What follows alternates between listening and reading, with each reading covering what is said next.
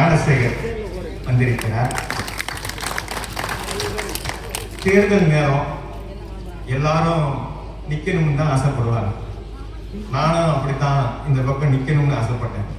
இல்ல நீங்க இங்க உட்கார்ந்துருங்கன்னு சொன்ன இந்த பட்டிமன்றத்துக்கு நடுவரா உட்கார்ந்துருங்கன்னு சொன்னது இவர் தான்.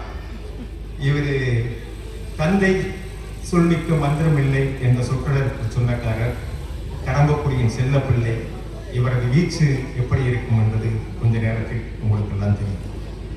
அவருக்கு இணையாக ஆசிரியர் பணியில் இருந்தாலும் இலக்கிய தேடலில், இலக்கிய செறிவில் மிக முக்கியமாக இந்த மக்களின் தேவை அறிந்து அவர்களுக்கான இந்த தாக்கத்தை, இலக்கிய தாக்கத்தை தருவதற்காக தன்னை தயார்படுத்திக் கொண்டு வந்திருக்கிற இவர் பெயரை சொன்னாலே அபூர்வ சகோதரர்கள் திரைப்படம் தான் ஞாபகத்துக்கு வரும். ஆமா, அவர் பேரு அப்பு.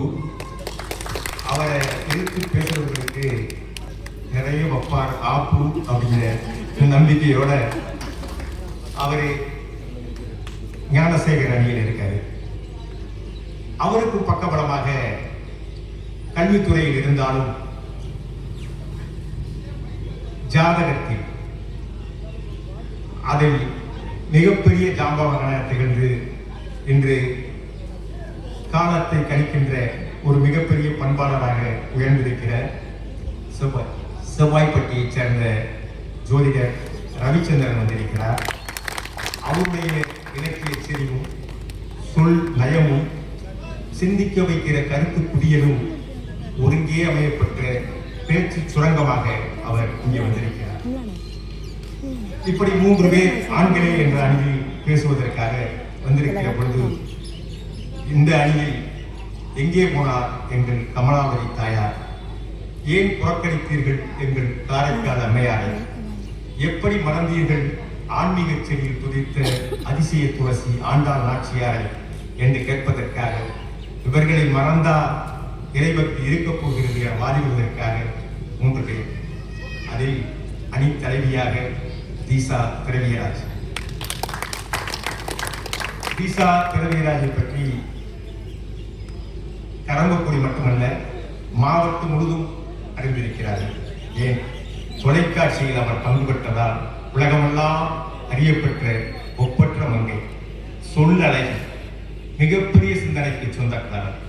இவரது தாத்தா எனக்கு குரு, அதனால் இவர் என்னவோ பேச்சு தருவாக, கற்பக தருவாக விடுகிறார். நிறைய விருதுகள் இவர் பெற்றது.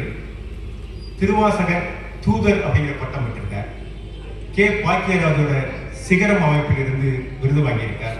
இப்படி பல விருதுகளை பெற்ற ஆன்மீக சொற்பொழிவாளர் தீசா திரவியராஜுக்கு துணையாக ஆர்த்தி சரவணன், சென்னை அறம் அறக்கட்டளையின் விருது பெற்றவர், சேனாலயா அறக்கட்டளையின் விருது பெற்றவர், கடம்பக்குடி காவல் நிலையத்தில் நடந்த உலக பெண்கள் தின விழாவில் பெண்பார் கவிஞர் என புகழப்பெற்றவர், மிகச்சிறந்த ஆன்மீக தேடலில் தன்னை ஐக்கியப்படுத்திக் கொண்டவர் ஆர்த்தி சரவணன் பெண்களே என்ற அணியில் இவருக்கு பக்கபலமாக இருக்கிறார். அவரோடு இணையாக நான் ஒன்றும் சின்ன புயல் அல்ல, சிம்ம குரலுக்கு சொந்தக்காரி என கட்சிக்கு வந்திருக்கிற இவரது தந்தையாரும் கட்டுமான தொழிலாளர் என்பதில் பெருமை கொண்டு இவர்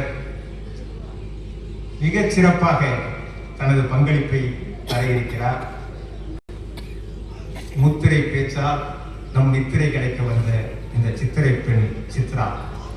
இப்படி 2 அணியிலும் 3